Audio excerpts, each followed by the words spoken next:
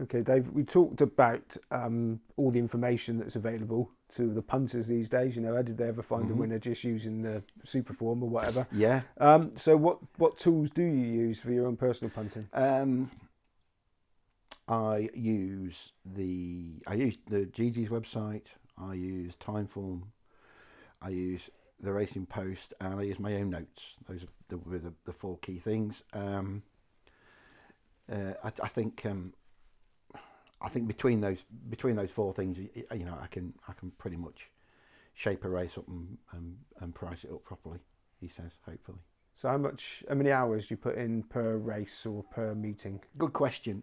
Depends on the meeting. Again, this is where the sort of two-way thing with Rory comes in. There are certain meetings that we leave to the other because they're very good at reading them. He's good at Kempton. I leave him to read Kempton. I couldn't pick a winner at Kempton. I can't remember. Cannot remember the last time I had a bet there on the all weather. I can't remember it. But he's good with Kempton, so I trust his judgment with that. He trusts mine with Southall, for example. Um, Wolverhampton we've both got half an idea with that sort of thing. So there are certain meetings that I won't even look at because I'll leave them to Rory, and the same over the jumps as well. I don't tend to look at the Scottish racing quite so much because I haven't seen those horses. I don't. I have a feeling that with Scottish racing because it's a smaller pool of horses and they tend to meet each other quite a bit. They all end up going up to false marks. They all end up beating one another over a season, and they all end up on marks that are perhaps a little bit too high. Um, horses from the north coming down to the south.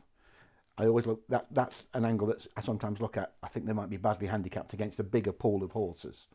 So that's always something I look at. It's not always necessarily the case, of course, but that's an angle that I look at. So I tend to look at how long would I spend. I'd probably spend about 3 hours looking at a meeting, I would say, and I tend to look at one and maybe two meetings a day at most. So I sort of log on and I sort of, start work about 9 in the morning, speak to Rory, and then from there sort of till mid afternoon, I'll spend looking at tomorrow's cards. So how many personal bets would you have in a week? Too many still, probably. Um, Less so now, a lot less than I used to 3 or 4 years ago. I would say, as far as racing goes, some days I don't have a bet. Going back, if for argument's sake, if it was Kempton and Musselburgh on, I wouldn't take a lot of notice. To be honest, I probably wouldn't have a bet. I'd just be concentrating on tomorrow's racing anyway. Um, um, if it Interestingly, I have less bets at a weekend now than I used to. Used to think, oh, Saturday racing's the be all and end all, but actually, I've probably less bets now in the week than I do. If a Southern meeting is on, and there are 6 low grade handicaps on the card, I might have a bet in them all if I find a price that's wrong. So it depends on the day really, and what the racing is like that day. Is there something that triggers a bet? The price being what I want it to be, yeah. So is it anything that's And I will price bet, centric? and I will bet more than one in a race if necessary. If I think there's a bad value favourite there, and I think that's wrong, I will back all 3 of them. Sometimes I'm hoping to go to Leicester tomorrow if it's on. At the minute, as it stands, I haven't got a bet on the card. I had a look at the racing yesterday. I had a look at it yesterday. Had another quick look this morning. There's maybe one I'm half interested in, but that doesn't mean I won't go there tomorrow. Look at the paddock and go, okay, no, no, no, no, no, that's the one. And then from there have a quick look, make sure that the conditions are right, and maybe I will have a bet. But tomorrow might just be a day out with friends, 4 friends, and just enjoy myself as much as anything. Okay, now the bookmakers that you work for, would you do a card for them? No, what if you speak to some on-course bookmakers, they'll tell you there's nothing worse than a front man with an opinion. Damn, don't want to know, no interest, don't tell me what you think, all that sort of stuff.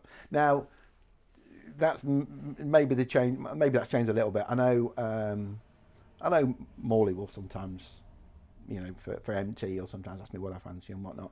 Rob, certainly at Southall, Rob Speetsy and Jason, I'll go to them and say, I'd keep that one on side, or I'd keep that one on side at the prices, that sort of thing. And I might sort of say to him, that one will probably get backed as well, because you sort of tend to know which are the ones to sort of keep, as it were, for laying purposes, all that sort of thing. So no, I don't do a card. I don't do a card for them. They'll quite often ask me if I'm at the races, and they'll say, what do you fancy, Dave? Pinot does it a lot. What do you fancy, Davy Boy? Always calls me Davy Boy. What do you fancy, Davy Boy? What should I be laying, Davy Boy?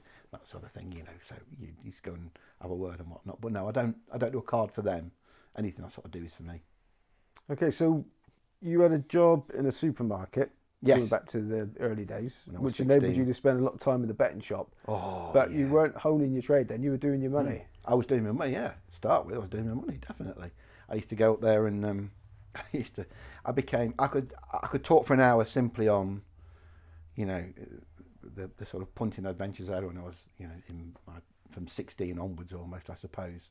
Working. I had to get a job when I was 16. I couldn't stay on for further education. Needs must. We had to bring some money. We had to have money in the house. And I went out, and as I say, I got literally the first job I could find, which was, at the local supermarket on a YTS, £26.50 a week. My mum took 15 quid of that. So, although I still got £11.50, and I thought that was, you live like a king back in the 1980s. At £11.50, it was great. Then I got promoted. I got put in the warehouse, and I became the warehouse manager. And suddenly, I'm on 140 quid a week. And what the hell is this? 140 quid a week? What? You think you're the king of the world, don't you?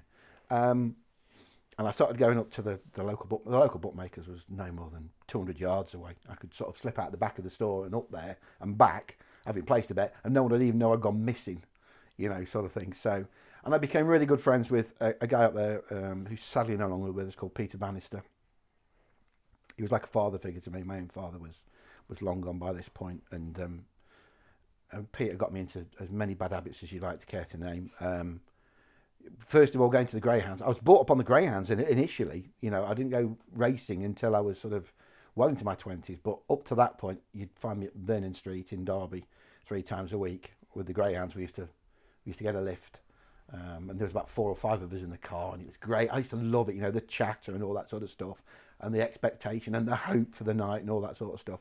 And I did meet my first disciplined punter, a guy called Rupert, who had notebooks for every year, and he knew what every dog could do, and he knew what every dog was at, in its best trap. So we used to have a lot of handicap racing at Derby, and what he used to love was a stayer off the front. If there was a dog that stayed well off the front, if it's still in front going into the last 2 arcs, they won't catch it. They won't catch it, he'd say. And he'd wait all night. He'd wait all night to have one bet maybe in the last. And he was the first sort of disciplined punter that I met, and I got some learning from him that you had to wait, if you wanted one bet. Still never did. I'd still have 3 or 4 bets on the night or whatnot, on tips that were flying around from trainers and whatnot. But you do pick up little nuggets from people, and you do learn. So with the greyhounds, were you sort of taking it seriously with the form and stuff like that? Or a bit more. Yeah, that was sort of like the first one, and again, because you get to see those dogs every week and whatnot, and handicap racing, I got taught how to read handicaps.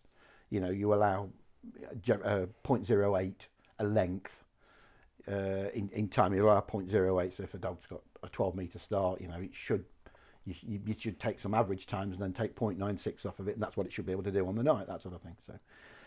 So yeah, but Peter, as well as sort of going to the dogs.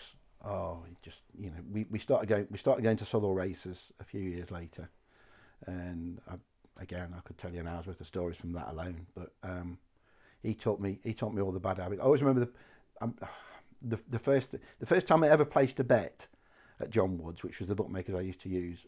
Peter was on the counter that day, and the first bet I ever placed was 30p on a dog at Hackney on a Saturday morning. And the dog won. I think it won at about 5s, and I got like £1.80 back. And as he, I'm going to swear here, so apologies for this if you're of a sensitive nature. And Peter pushed me the £1.80 back, and he looked at me and he goes, "It's fucking easy this game, isn't it?" He says, and that was it. That was it. And I was sort of like, but everybody burst out laughing behind him. All the staff were laughing their heads off for one. I couldn't have been 18, Simon. I must have been about 16 at the time. And that's it, isn't it? When your first bet's a winning one, it's an easy game, isn't it? This. So me and Peter became great friends, and in time I introduced 1 or 2 others as well. And they taught me every bad habit that I've probably got today. Right, so you're actually at a proper job for Yes. over a decade working Yeah. for HMV. Oh yeah, yeah. So loved you're it. a music buff. Yeah, if I wasn't doing the racing stuff now, I'd still be with I'd probably still be with HMV. Moved into that, what sort of early 90s, I suppose it would be, late 80s, early 90s. I started working with HMV. Music was always a big love. I say, you know, in terms of hobbies, racing first and music was a pretty close second. Used to go gigging quite a lot. I was very much an indie boy, I think, back in the day. As I've become older, my tastes have become a bit more.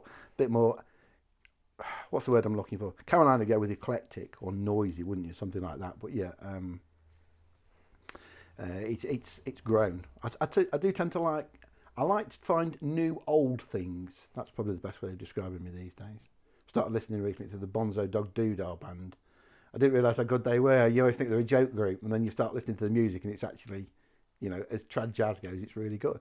That sort of stuff. So I'm always trying to find new things to listen to, but not necessarily new things to listen to, if that makes sense. And during that time, obviously, you were still punting. Had you hit the winning vein at that point? We'd had, well, I suppose then I'm still not taking it seriously. So we'd have good days and bad days. I had others within HMV that liked to bet as well, and we used to do daft things like, you know, or put a few quid in and we'd have a lucky 15 on the day or something like that. And again, I suppose, you know, looking back now, that's half the reason I suppose the punting pointers works, because if you've got 4 people all picking one out, you're all going to do it in a different fashion. You're all going to use your own methods. I don't think it matters what method you use, as long as you find a winner or two. If you know, if what you do works for you, then, you know, stick with it. And we did. Yeah, so we had some good days then, and I still wasn't taking it seriously. I was still more, I suppose then I was still more greyhounds at that point than I was horse racing in the early 90s, although I suppose it was starting to swing a little bit more by that point, I suppose, because I was going racing a bit more as well. Going to Utoxeter on the bus quite a bit, and Wolverhampton. I used to get taken to Wolverhampton a bit as well. So